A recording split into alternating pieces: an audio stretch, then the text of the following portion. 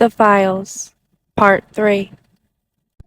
So it's still the 1980s, and Jeff has begun to brag to his friends about being a quote-unquote bounty hunter.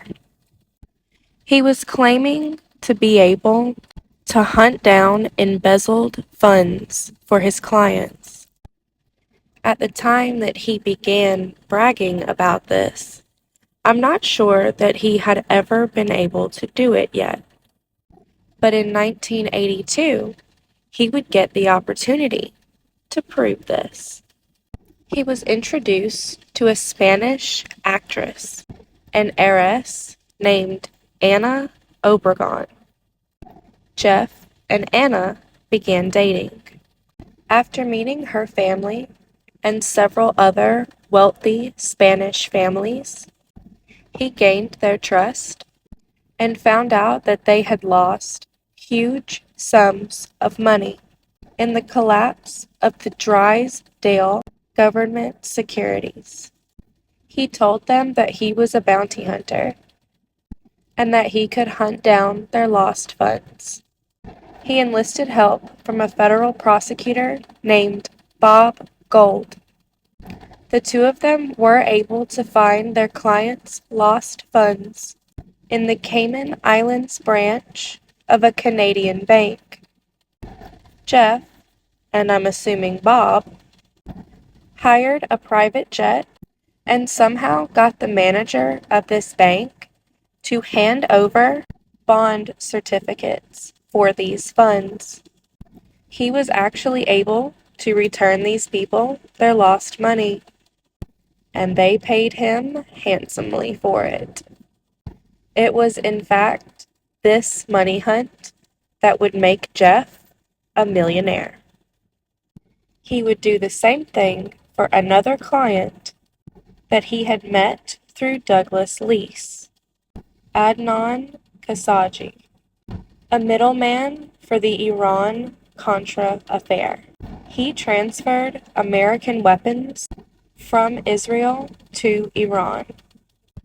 I found that part interesting, given the current circumstances. During this period, Jeff used a false Austrian passport.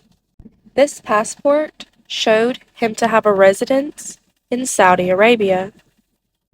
His lawyers would later claim that this passport was simply used to conceal his Jewish identity while traveling in Arab countries, and that Jeff never actually used it. That sounds like something a lawyer would say. Jeff certainly would have had the money to have secret addresses, but that's all speculation. However, it is facts like these that make me believe that perhaps his sexual offenses started much earlier than we originally thought. Currently, in the 1980s, he would call his former manager, Clark Schubach, to place trades on stocks and bonds. And Jeff had a sexual relationship with Mr. Schubach's assistant, Patricia Schmidt. Jeff would ask Miss Schmidt to keep tabs on clients for him, clients of Bear Stearns. Now, Jeff already had his own practice. I mentioned that in a previous video. He was a private financial consultant. At this point, in the late 1980s, he would make his private practice into a company called J. Epstein and Company. And as we enter the 1990s, we start to see cracks in Jeff's supposed financial expertise. He had already gotten away with taking large sums of money from his powerful friends, but his actions in the 90s would expose him to be a complete fraud, in my opinion. Stephen Hoffenberg would hire Jeff in 1987 as a financial consultant for Towers Financial Corporation. This was a collection agency that bought debts people owed to places like hospitals, phone companies, and banks. Hoffenberg would pay Jeff $25,000 a month for his consulting work. That's equivalent to $71,000 today per month. Jeff and Mr. Hoffenberg traveled closely together and frequented Hoffenberg's private jet. In 1993, Towers Financial Corporation imploded and was exposed as one of the biggest Ponzi schemes in American history. A Ponzi scheme is a form of fraud that lures investors and pays profits to earlier investors from more recent investors.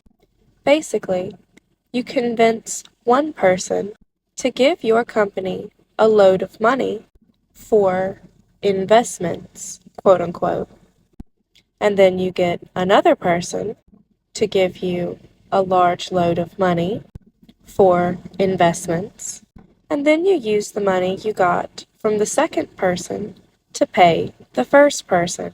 So it's just a big lie where huge amounts of money are being passed from one person to the next, with no real profit ever being made, which sounds right on brand for Jeff.